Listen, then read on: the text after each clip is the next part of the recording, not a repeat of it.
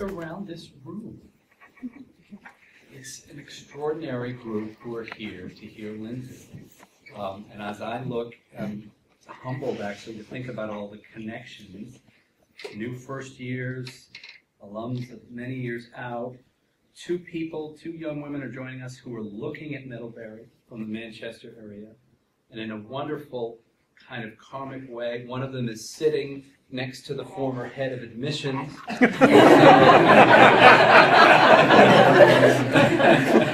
Mission, there we go, yes.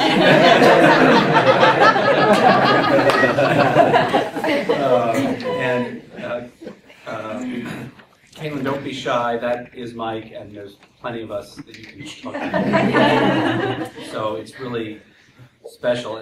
Liz just said, enjoy this, and it's impossible not to enjoy this, seeing all of you here.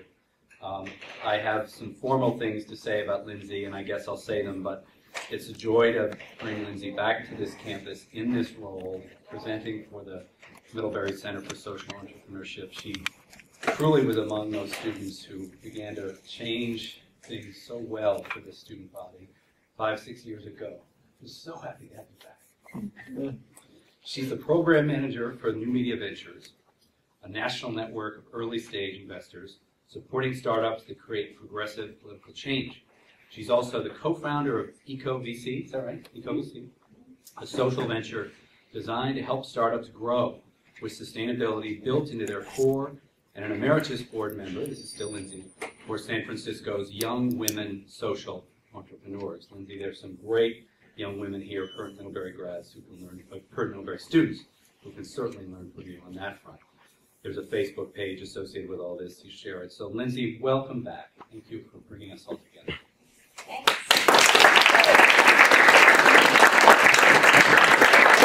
I am super excited to be here.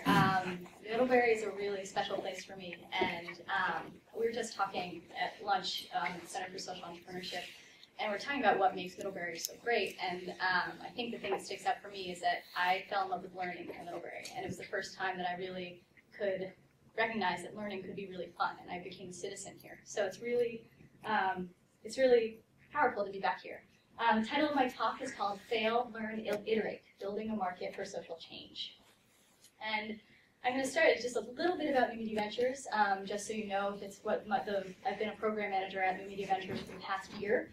And what we do is we are a network of early stage investors, so we have 60 investors in our group, and we connect them to startups and help them fund startups that are trying to use media and technology to drive progressive change. Now, that probably doesn't really mean anything to you. It's kind of, it's a little bit niche and a little bit buzzwordy, but let it marinate, and then I'll come back to it later in the talk. So I'm going to take a page out of Marshall Ganz's playbook, who is the community organizer behind a lot of Obama's speeches, and he talks about starting a story with the story of self, and the story of us, and the story of now. So I'm going to first talk a little bit about me and my story, and it's a story of failure, and of learning, and of iteration. And then I'm going to talk a little bit about how those themes can help us, the people in this room, and more broadly, the folks in the world trying to create social change, how it can apply to how we go about creating social change. And lastly, I'm going to talk about now, about what is the market for social change? What does that even mean? What does it look like now? And what we can do to really accelerate it. So, a little bit about me. I graduated from Middlebury in 2007, and I was so fired up about going out into the world. I think the thing that I had the most of was passion. I was really inspired by what was going on in college. In the 4 years that I've been there, we helped get Sunday Night Group with John's help off the ground. Sunday Night Group was a huge, huge part of my life, and I just was excited about trying to creatively solve global problems. So that's those explanation points. That was my excitement. Second is I had a really deep respect for community. Again, what happened in Sunday Night Group when I was here at Middlebury was a bunch of people got into a room and started talking about how you could solve problems in community, how you could solve problems regionally, how you could solve problems globally. And it was really, really powerful. I've never been more inspired by the group of people that I met in the chateau at 9 p.m. every Sunday night and talked about how we could go about trying to solve the climate crisis.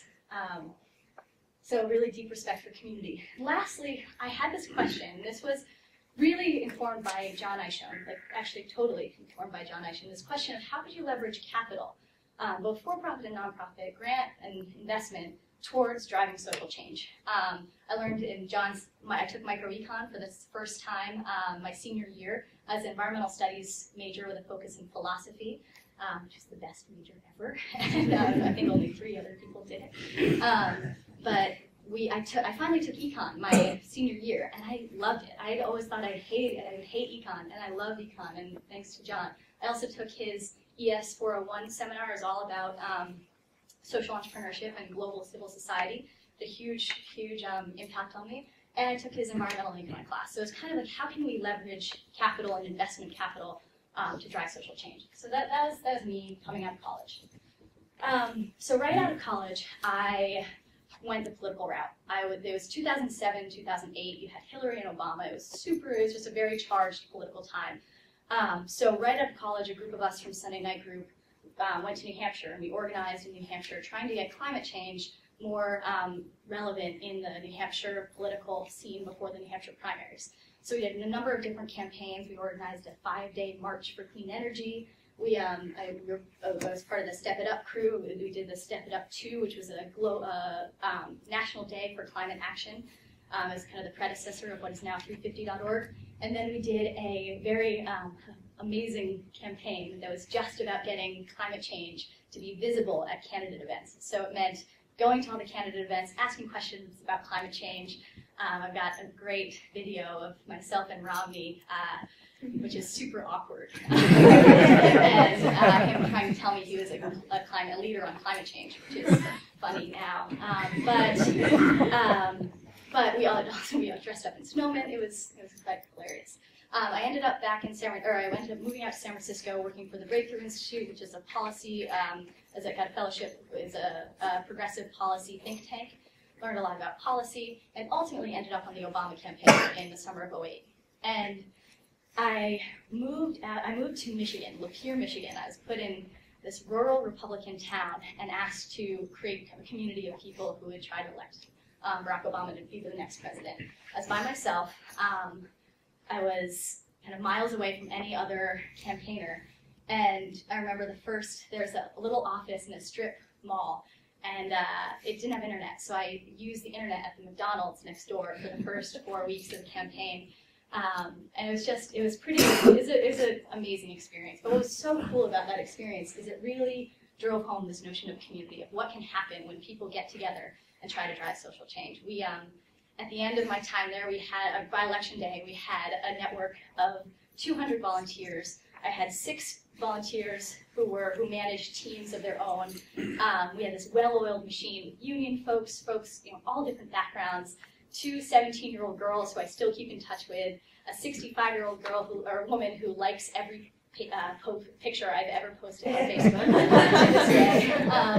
I just had this motley crew of folks who really worked together in a really great way. And we did not win the county for Obama, but we changed I think we had a bigger point disparity, or it was the closest it's ever been, and I think it was like a 17 percentage point difference from it than it had ever been. So we did do a lot of good work in that county. So then I moved back to San Francisco, and I was still thinking about, I had these ideas of, okay, I had community. I was like, I like building community. I like this. I really like, this kind of entrepreneurship ideas, stuff that John Isham had always been talking about. And I wanted to figure out how you could leverage capital to create social change. So all these ideas floating in my head, and I ended up meeting up with Jed Smith for an informational interview, who is on the board of Middlebury's board, and he's a venture capitalist in San Francisco. And again, remember, I'm an environmental studies major with a focus in philosophy, who was a community organizer. I had no idea what venture capital even was, but I met up with him. We had a beer and talked about sustainability and social change.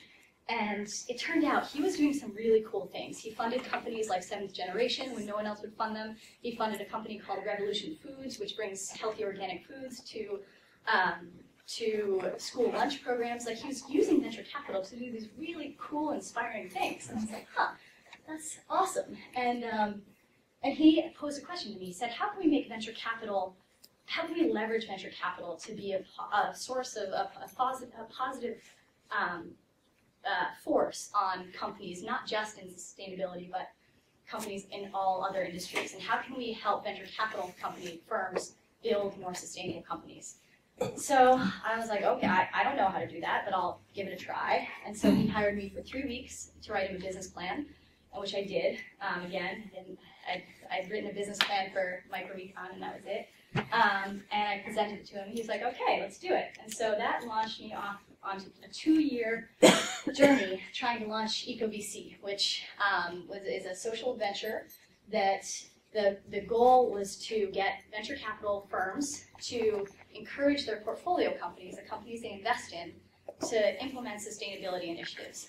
And so that the idea being that if you could get companies at an early stage to think about environmental sustainability, that as they grew, it'd be much easier for them to become, to operate more sustainably. We pitched it to 40 VCs. Everyone was like, oh, it's a great idea. Kind of got a lot of like head pats about, oh, look at you, you're trying to do good for the world. It's great. But it turned out it didn't work. We built this whole tech platform aimed at helping startups really easily implement sustainability initiatives. And we spent so much time on it, and so it's just so much energy, and we raised some money for it, and we spent some money on it. We didn't spend a lot of money because we did it pretty meanly, but we built this whole product and then tried to go out and sell it. And startups were like, I don't want this. And so the thing that we didn't do enough of was we didn't focus on the customer. I think the thing about social impact is there's so many business plan competitions, there's so many kind of things about, and we applied to all of them, and so many things about how to tell your story, about how you're going to make impact. And we got that. We knew that, like, if, companies at an early stage, they're going to grow and they're going to be great and sustainable. But we didn't focus on their customer, and our actual customer was the startups themselves. And the second thing we did is we built a product without testing our assumptions. We made all these assumptions about demand, and we didn't really know if they were true. And we built this whole thing without even testing. So I learned a lot. But ultimately, it was a failure. And it really hurt. Like, I poured 2 years of my life into this thing. And I think I remember a low moment. I think I was crying on Market Street, which is like the main street in San Francisco, on the phone with my mom, and you're like, this is the low point. I'm supposed to be a social entrepreneur. And it's actually kind of ironic that I use this stock photo image because the reverse of this, which is also on stock photo, is a sea of sad faces and one happy face, and it's actually what we used it in our ecoVC pitch deck, and the title was "Why ecoVC is Unique." So it's fitting to use that. So so I came off of that. I said, okay, I kind of got over myself. I was like, what am I going to learn here? And this is what I learned that I think is relevant to the market for social change. And I actually thought I was going to be speaking mostly to students, but I think this is relevant for everyone. But first is that the market is still new. And when I say market, it's like folks who are trying to leverage either grant capital or investment capital for people and entrepreneurs that are trying to creatively solve the biggest problems in our world. And it's still a new market. Most startups are really too early for capital. And so it's interesting because you have a lot of entrepreneurs sitting there saying there's no funding in the space, and a lot of investors sitting there saying, well, there's no startups, there's no deal flow. And it's really because a lot of the startups are still at the idea phase. It takes a lot of time, and you need a lot of experimentation before you have a business model to be able to launch your social venture. So that's something I learned the hard way, for sure. Second is that the market for social entrepreneurship or for social impact is way bigger than entrepreneurship. I mean, we hear a lot about these soul heroes who went off and started a nonprofit or started a company that had massive impacts in the world. But that's kind of the easy story to tell, but what you don't hear about are the folks who mentored them, or the accelerator program that helped them get to where they are, or the Middlebury Center for Social Entrepreneurship that seeded the idea, or the investor that ended up putting new money in. Or even where the folks who are working inside big companies and are actually much more easily able to put a product out because they don't have to build a whole organization around it.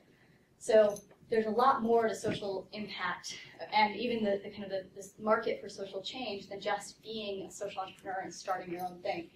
And the last thing I learned is that social change is really hard. It's really complicated. You think you have this great idea and there's effects that you don't even think about, or you think you have a great idea for impact and the business model doesn't quite work, and it's just really hard. But I think that that's what makes it so wonderful, and it's much more than just like the flashy business plan competitions or the speeches about how much, about someone who started something that was massively successful. It's the people grinding away every day working towards social change. I think that is much more inspiring than that. So then I started to iterate, which meant I was just trying a lot of things. So I went to, I spent the summer working at the Unreasonable Institute. The Unreasonable Institute is an accelerator for social entrepreneurs, and they bring together 25 entrepreneurs from all over the world for a summer where they live in a frat house in Boulder. It's pretty wild, and so you literally have like folks from India living next to folks from Pakistan, folks from Mexico. It's working on all different problems, and it's really neat. And then they bring in mentors and investors, and they bring them all to this place in Boulder. And the idea is they want to build a community of folks who are really help these entrepreneurs kind of go off into the world and be successful. I tried that, and I learned a lot about kind of the community, about what it takes to build this community, what it takes to connect entrepreneurs and financing, and just learned a ton. And I came back to San Francisco, and I built up a lot of contacts, both from Unreasonable and from ecoVC. I just went and talked to a ton of people, just being, what are you doing? Is there any way I can fit in? And I was, again, trying to kind of, I realized, I'm just going back for a second, the three things that really were still kind of had stuck with me were this idea of building community, the idea of supporting entrepreneurship and new ideas in social change, and the idea of leveraging capital to solve those problems. So I realized that those were still the things that had kind of stuck with me. And then I ended up finding New Media Ventures. And it's kind of a funny story how I met Christy George, who's my current boss. I actually, 2 years prior, when I was working on ecoVC, I'd gone to a sustainability conference, and I had a bike wreck earlier that year, and so was actually missing my forefront teeth. And I really messed up my face, and I was supposed to get new teeth that Friday before the conference, but they didn't come. And so I went to the conference with no forefront teeth gone, and I met this awesome woman, and we really connected, even though I looked a little bit crazy. And then 2 years later, I had an informational interview with her just to understand more about what they did in New Media Ventures, and it turned out that they were doing something exactly what I wanted to do. So I convinced her to hire me. So what we do at New Media Ventures is we entrepreneurs who are starting media and technology companies that are somehow affecting progressive change will apply to us. They make it through our screening process. We'll pitch them to our network of investors. We have about 60 investors that are in our network. Most of them are political philanthropists who we're trying to help train to become impact investors, so they care a lot about politics. But we've convinced them that you need to be innovative, and that politics, just like any other social change problem, is also a place to try to bring entrepreneurship and bring creativity. And so then we connect them to the startups. And so this takes there's a lot of background work that goes into getting a startup funded. It's really fascinating, especially when you're dealing with individual investors. There's a lot of social dynamics of, well, this guy's in, so then I'm in, and so we're kind of doing a little bit of this social,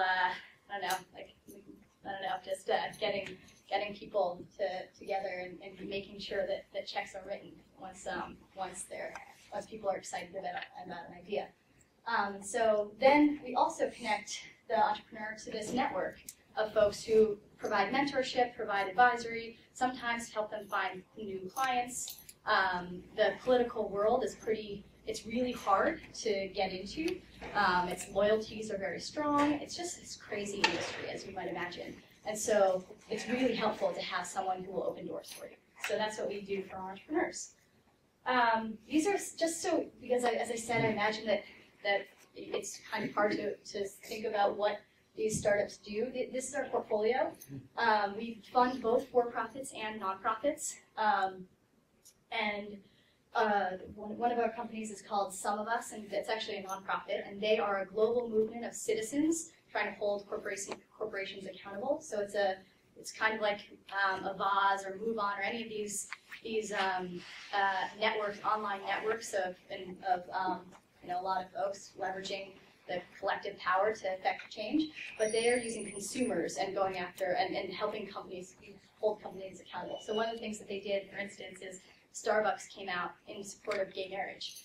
And the National Organization of Marriage immediately had 440,000 signatures that sit within a Dump Starbucks campaign, trying to call on Starbucks to revoke their support for gay marriage. Some of us, in turn, went out and got 800,000 people to sign a thank you note to Starbucks saying, no, actually, we really are proud, and as your customers, we want you to continue supporting gay marriage.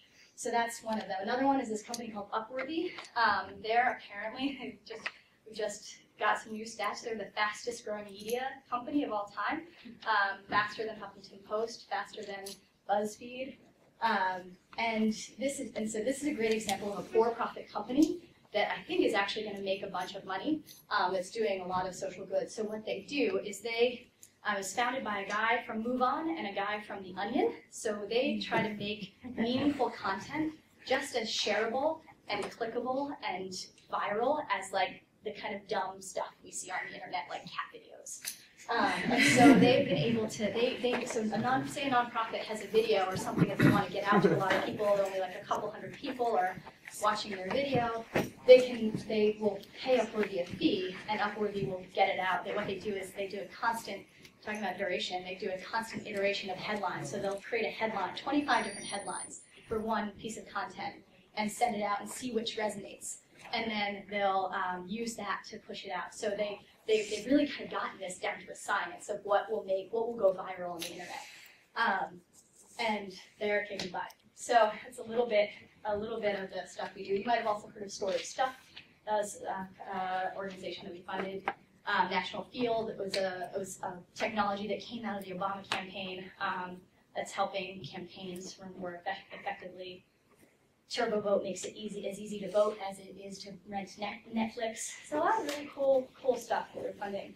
And in total, we've moved about $4 million from our network of angels into these startups. Now, whenever I say number, I ask, is that a big number or a small number?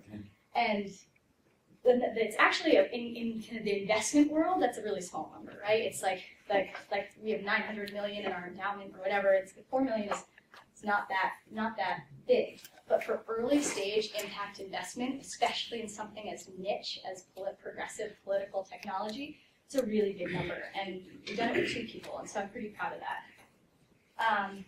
And this I know is kind of a confusing slide, but basically the point of what I want to say here is that we do a lot more than just moving money. To support these startups, and especially, we're basically trying to build a market for them. And our market in particular is for political technology, but this broader social impact market has also kind of, you can see like a map with thousands more of these.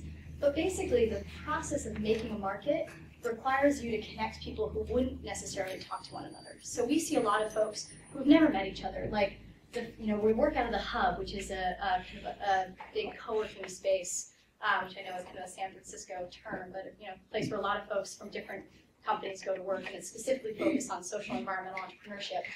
We know that world really well. SoCap is a big conference that happens. Echo and Green, the kind of these fellowship programs. But they might not talk to something like the technology and politics people who are trying to advance, internet policy, and you leveraging the tech sector to advance internet policy. And so, but both of those worlds are probably pretty important for something like Upworthy. And so we help connect them to lots of different worlds and then connect those worlds to each other. So that's a big part of what we do. So I just want to pause. Does anyone have any questions? All right, we'll do bigger questions, but more like clarification. Did I use something that no one knows about or using her hand? Where do you take money for million? Where did they come from? So it's basically a bunch of high net worth individuals is where the money. So we have 60 people in our network. Some of them were early Microsoft employees. We have the guy who designed Excel in our network. We have some really smart people. The founder of BuzzFeed. A bunch of folks who I think we have the Taco Bell heir in our network. So it's a lot of individual wealthy folks who want to invest in innovation and politics. So, yeah. Excuse me. There's been a lot of talk on campus about this divestment issue. Totally. And there's been a case that's been made about we can create the same returns, presumably with the same risk, right? But investing in better, making better investments. And I'm wondering, are your investors taking on? I mean, they're taking on good events, like what seems to be good investments, but are they taking on diminished returns or greater risk because of it? So we are. That's a great question, and maybe I'll get more into it at the end, or when we do broader questions. But I think our portfolio is. We're not promising higher returns for our portfolio because it's such a new sector. Ideally, it's still so early that I think it would be really hard. A lot of our investors aren't investing for returns; they're investing for impact. But in the broader social sector, and especially as it matures and companies become better, more efficient, they actually grow to a place where they can either have an exit or. I think that there's a lot more potential for equal returns. But in our little sector, we don't promise. In impact investing, I'll just say something really quickly. We kind of categorize people. We have either impact first, which is I think what our investors are, or financial first, and it's when people are primarily investing for financial returns, but just also kind of like that they're moving their money they're making their money work in a more socially impactful way. So there's a little bit of difference there. Our folks, they're investing because they wouldn't be there if they're trying to make a big buck. And there's a lot of tech companies in San Francisco that are making a bunch of money. And I do think Upworthy will have a really strong return. So now I want to talk a little bit about how those themes of failure, learning, and iteration affect the folks in this room, all of us working on social change in large. So what does this mean for those of us working on social change? First, I think it really matters in the products and solutions that we try to put forth. So remember when I said that we built our platform with ecoVC? When we didn't test it, we didn't experiment, we just kind of built it and then tried to sell it to people and hope that they buy it. I think that we need a lot more failure, learning, and iterating as we build out products and solutions in the social change sector. I don't know, has anyone read the book, The Lean Startup? Raise a hand. One back there. So it's kind of this book that's taken over Silicon Valley. And it's all about applying the scientific method to creating startups. And that's slowly seeping into the social impact world. There's folks at IDEO, at Stanford, and this design thinking. There's this it's a kind of a whole movement towards a more experimental idea of how we try to solve big problems. And that has implications for the market that we're trying to build. So I think that we need to create a market that can support that kind of experimentation. So it means that maybe instead of early stage impact investing, maybe we provide grant funding for folks to really experiment until they get their business model. Maybe we have folks like John who are creating the Center for Social Entrepreneurship to get so that people can do the experimentation and can have the failures without being having failed on $1 million, but maybe they failed with a $10,000 grant.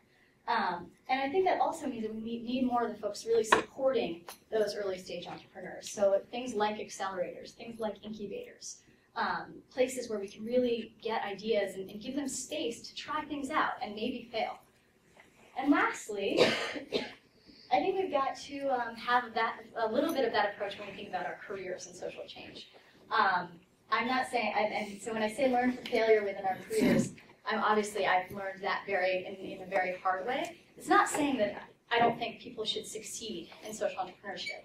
It's more that I think if we're more open to failure, then we'll be able to take risks a little bit easier. I do think failure in the social impact world is a little harder than, or it's not as well recognized. And I might write an op-ed about how we need to embrace failure more in social impact. But because we put social entrepreneurs on such a pedestal, and people are told that, you have to tell your story to appeal to funders, to say why you are the perfect person who can work on recycling in Mexico.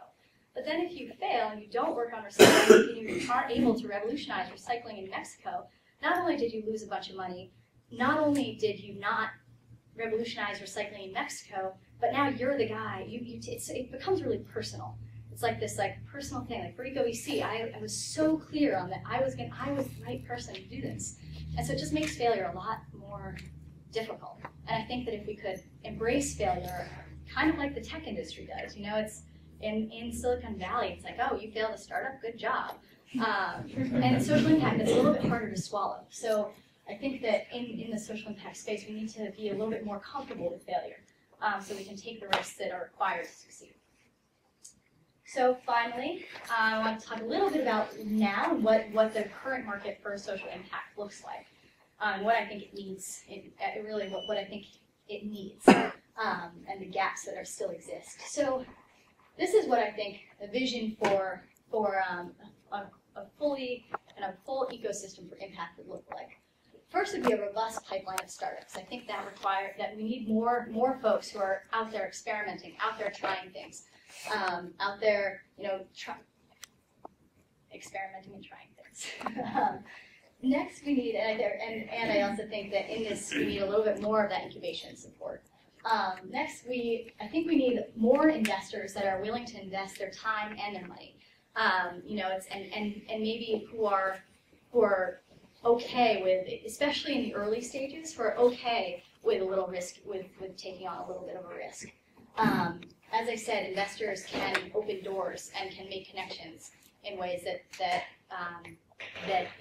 goes beyond, their impact goes beyond just their financing. Thirdly, I think we need some more expansion capital. As I said, a lot of the companies that are in the sector are still really early, and we need more folks who are willing to make the expansion capital to help them take from, maybe they have a fully, revenue, like a kind of working business, even if it's a nonprofit, they're a fully sustainable company, but to really grow, they need some expansion capital. And we've seen foundations grudgingly start to get into this space. And some more mainstream investors. So I think that's starting to happen, but I think that's a huge need. And finally, we need a more connected marketplace. We need those folks who are talking to each other who don't know each other, and so that we the capital can flow a little bit more efficiently, and so people know each other. And lastly, so this is what I think the folks in this room can all do as you're thinking about making social change. First, just make connections. I know it sounds super boring, but it's not just networking for yourself.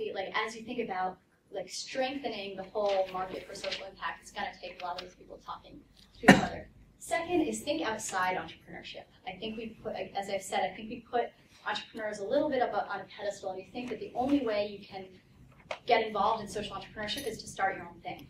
That there are so many other organizations connecting folks, to supporting entrepreneurs, financing entrepreneurs, people working inside companies that are doing good work. Government's getting involved. There's a really cool thing that just launched last week in San Francisco called the Clean Tech SF, and the government is allowing clean tech entrepreneurs to test out their products using government assets like light bulbs. So if you have a new light bulb, you can use the street lights, or use the assets the city government has to test out your product. If you have something for public transportation, they're going to work with you to test out your product. Google can put out a product in a day that would take a social entrepreneur 2 years to build. And so there are roles of people working within corporations to really get involved. third, leverage your assets. There's a ton of stuff happening at Middlebury. I was joking with you guys before at lunch that I got an email like it must have been a year ago, whenever you guys started the Center for Social Entrepreneurship, and it just blew me away. It was like, Middlebury, it starts the Center for Social Entrepreneurship. Middlebury expands solar panels on campus. The Posse program has tripled in size. Like some student spoke up at UN, like all this awesome stuff. There's this divestment stuff. There's like just really cool, innovative stuff happening here on campus. And it's like the perfect place to dive in and experiment and learn a ton. There's all the SRI folks, the folks who are joining the investment club and figuring out how to take a pool and to invest in some impact stuff. It's a really perfect place to, the last one is fail, learn, iterate. And obviously I hope that no one, it's not that everyone needs to have a massive failure like I've had, but it's more that they take more risks and learn from those risks and then iterate upon what you've learned. So I think that's it. Thank you all for listening to me.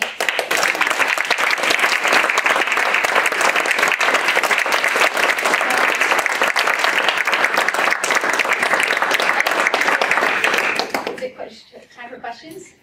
Great. So any questions?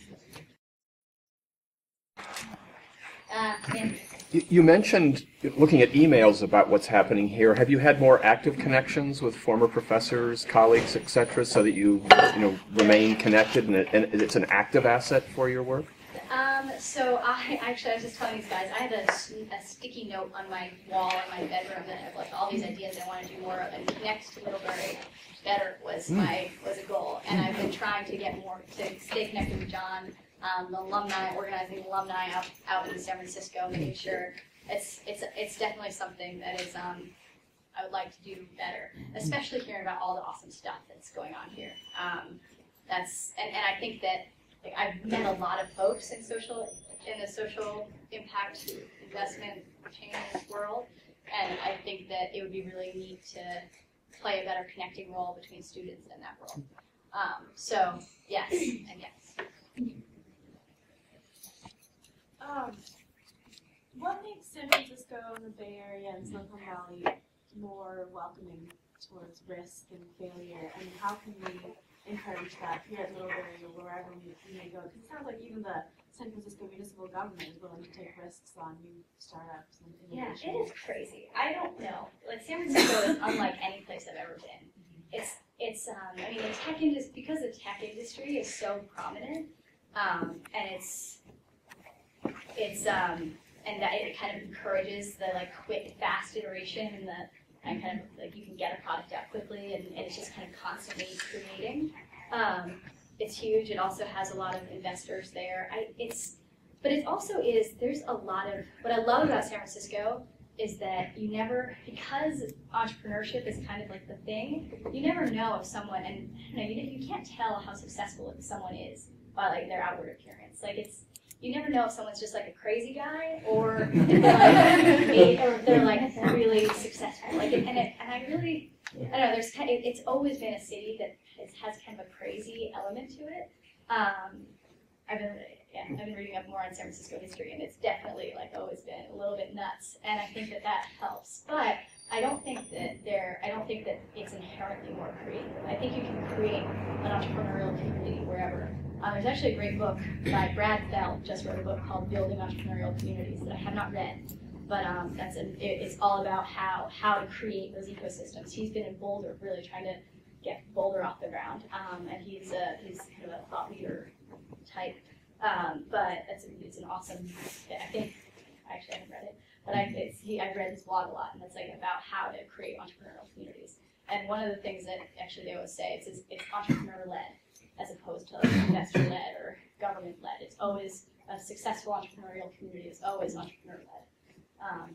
So that's interesting. Yeah. So what more can Middlebury do to help, and then how can you scale what happens in Middlebury more broadly? That's a good question. I think Middlebury is kicking butt with the help of John, a lot of folks in this room. I think that the kind of leveraging of the global mentality here is huge. a lot in social impact has a global element to it. There's a lot of like development work that I think that kind of making sure that I just think it's kind of the perfect place for folks to be really experimenting. I think that the Center for Social Entrepreneurship is obviously a great start. I think giving kids more opportunities to try things at a lower cost would actually be like a great place to start, so that you can try, you can get, even if you have like a $500 something, or you take a summer internship to try something. I think giving kids the opportunity to experiment would be a really great way for Middlebury to keep it up, and engage alumni as mentors and investors or whatever mentors are. I'll just throw something in on that culture, because if you look under Ron's leadership, what's happened in the last few years, I think the key was the beginning of the Project on Creativity for Innovation and Innovation, TCI. And that did what you're describing, just allow students to try things at a small scale, in some cases with no money. But many of you know, for example, about Old Stone Mill, just a place you can try things. And then that's bled into Midcore, which is a classroom experience of experimentation. Then I think the culture that is now in Education in Action does some of that same stuff. It's just saying, how do you bring that in, but also begin to institutionalize your thinking about a career? So there's all these increasingly well-connected places, centers, call them what you will, that are part of this ecosystem that is much more developed than you guys were here. The interesting question, I think, becomes, how does it bleed into the community itself, the town and Addison County? Now, one example of that, thanks to Liz, who's here, we have student Brian Foster. Is Brian here? He was down in our offices earlier. He's trying to think about setting up what you benefited from in San Francisco, Lindsey, which is kind of an incubator space for recent grads, people who want to hang up a shingle. And it's very, what I love about this is it's very, and maybe Liz, you can jump in, it's very focused on the nuts and bolts. Like, somebody shows up here, how can they take advantage of Middlebury's internet system and just get an account right away? How can you take advantage of other aspects of our infrastructure? So those are the stuff that takes so long to set up. Right? Exactly. You had like support. I'm like, what is the kind of accounting? How do you do accounting? Like kind of the more nuts and bolts. Exactly. So I think that's that dimension is now, I think, growing. I don't know, Liz, if you want to add anything to that. Yeah, the only thing I would add is the important piece of mentors.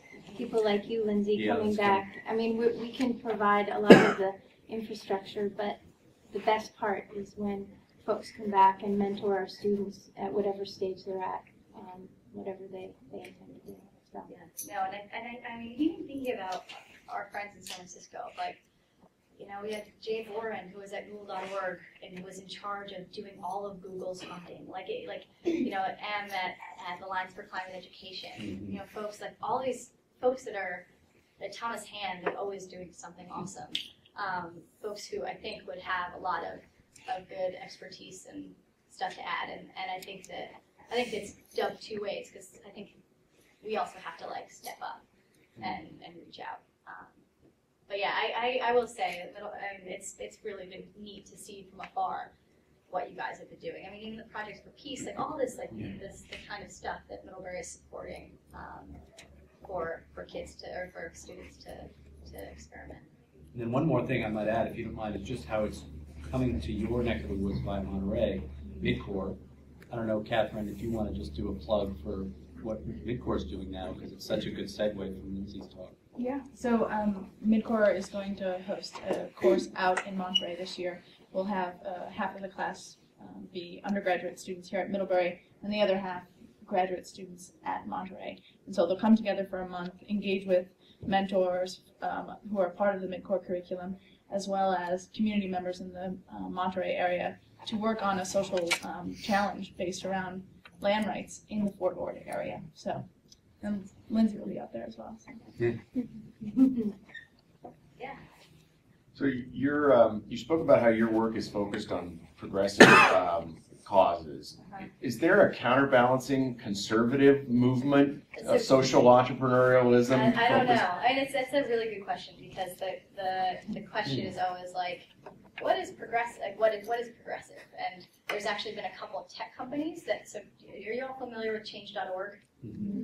So Change.org is a massive petition site that lets anyone start a petition and rally folks to put pressure to affect change. They used to have a policy that was like, we are only going to do petitions, or their ad policy was like, they'll only do petitions that support progressive causes or something. And they just opened it up. And it means not only can conservative causes use Change.org, but any corporation can actually start a petition, or like so it's interesting, because I actually, it's a little bit more complex than I'm laying out, but I think that the technology world, the progressive technology world, is going to have to figure out what it means by progressive. And so Change.org is opening up, and that it had a huge backlash. Like the Sierra Club, like Planned Parenthood, everyone who had been using their tool, like, I'm not going to use it. You're going to, and so. But at the same time, which I understand, but I also understand that, like, an open platform, like, why should progressive values get? I don't know. There's something. The message has to be right. has to win the cause, not the right. technology right. behind the message. So right. It's true. It's I think that in the next couple of years, we're going to have to figure out what we mean by progressive. We're never going to fund a company that's trying to say, like, harm the environment or push back on gay marriage, right? Like that's. But I do think there's potential to be a little bit more open with what we mean by progressive. A lot of our investors are like hardcore political funders, and so we almost funded a company called Nation Builder, which opens up campaign tools for anyone to use. So like that means like the small, way down the ballot, a candidate could have the same access to the tools as like Barack Obama to run their campaign. It's a really cool company. But the guy was like, he's open to working with anyone, and so our funders were like, we don't want to fund something that someone could use for conservative politicians. And it turned out right after they ended up getting a lot of venture capital, and they're probably going to kill it in terms of being super successful. But they signed a big thing with the Republican State Leadership Committee. And so there was a lot of brouhaha again in the progressive circles, like, you sold us out. And so I think that we're gonna have to figure out what our stand is. What I hope that we can do is, in our portfolio, have some things like the Daily Coast that are super hardcore progressive, and then some things that are much more open, and even things like Turbo Vote, that's not at all means one way or another. And we're not partisan, so we're not partisan, we're progressive, whatever that means. Do you think that social media is a much better tool or channel for the kind of things that you're talking about than mass media, given the billions that we just spent on television that would work so well? It's interesting because media is definitely changing, right? And I think social media is a big part. It was interesting. I just read something that social media, like in 2008, there's a big focus on social media in the election because, and I might be spinning this more political than you're asking, but I'll just answer it.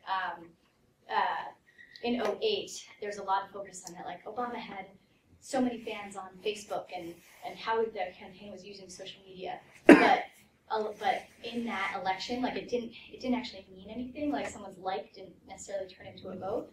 What's interesting is this in 2012. I think that it's not been. They actually did a study that Facebook was able to turn out. People were much more likely to vote if they see their friends vote on Facebook or something like that. They're like not necessarily. It doesn't necessarily change people's ideas in terms of candidates, but in terms of getting out the vote, it's actually very effective. I think I just saw something that 30% of people on election day, 30% of voters posted something about voting on their Facebook page or did something in social media. So I think that social media definitely will have an effect on like things on like getting out the vote, for instance. In terms of social change, which is what you actually asked about, I think that it will definitely see a lot of that will definitely go more on the social media route. I don't know if you're familiar with Coney 2012, but that was kind of this, it got, 100 million views on YouTube and by utilizing social media.